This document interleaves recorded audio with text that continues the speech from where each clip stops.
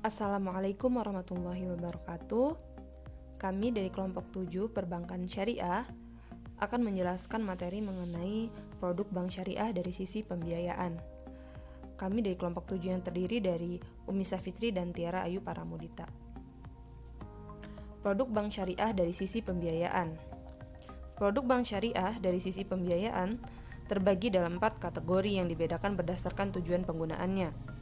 Yang pertama, ada prinsip jual beli atau bai. Yang kedua, ada prinsip sewa atau ijarah. Yang ketiga, ada prinsip bagi hasil atau syirkah.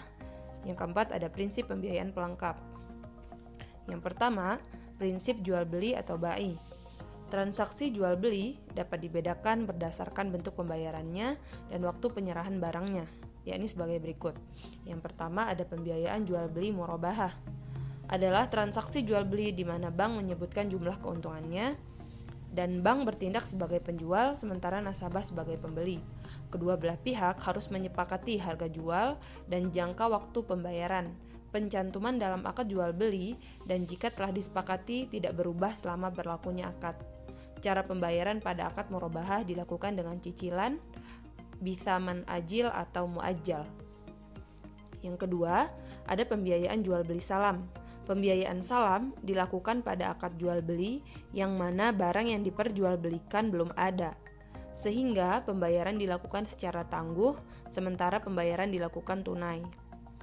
Bank sebagai pembeli, sementara nasabah sebagai penjual. Dalam transaksi ini, kuantitas, kualitas, harga, dan waktu pembayaran barang ditentukan secara pasti. Harga jual dicantumkan dalam akad jual beli dan tidak dapat berubah selama berlakunya akad. Yang ketiga, ada pembiayaan jual beli istisna. Merupakan pembiayaan yang menyerupai produk salam, tetapi dalam istisna, pembayaran dapat dilakukan oleh bank dalam beberapa kali pembayaran. Istisna dalam perbankan syariah umumnya pada pembiayaan manufaktur dan konstruksi. Ketentuan pembiayaan istisna adalah spesifikasi barang pesanan harus jelas seperti jenis, macam ukuran, mutu, dan jumlahnya.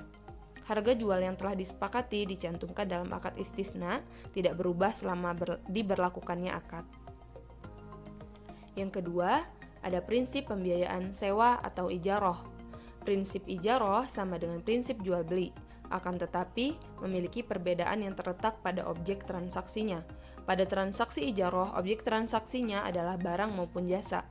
Adapun ijarah al-muntahiyah bitamlik, yaitu suatu akad yang dilakukan oleh bank untuk menyewakan barang kepada seseorang dalam waktu tertentu.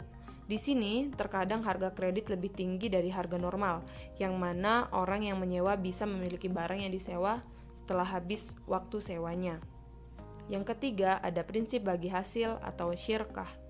Beberapa produk pembiayaan perbankan syariah yang didasarkan atas prinsip bagi hasil atau syirkah adalah sebagai berikut. Yang pertama, ada pembiayaan musyarakah, merupakan pembiayaan bagi hasil atau profit and loss sharing yang dilakukan dengan bekerja sama untuk meningkatkan aset yang mereka miliki, atau usaha bagi hasil yang melibatkan beberapa atau kedua belah pihak yang sama-sama menggaungkan sumber daya yang mereka miliki baik dalam bentuk berwujud maupun tidak berwujud. Yang kedua, ada pembiayaan mudharabah. Pembiayaan mudharabah merupakan pembiayaan yang pemilik modalnya atau sahib almalnya memberikan modal secara penuh kepada pengelola atau al-mudharib dengan perjanjian pembagian keuntungan, sedangkan kerugian ditanggung oleh pemilik modal. Pembiayaan mudharabah yang dilakukan pihak bank merupakan pembiayaan yang memberikan kepercayaan penuh kepada pengelola, sehingga perlu adanya prinsip kehati-hatian untuk mengantisipasi kerugian yang diakibatkan oleh kelalaian pengelolaan dana.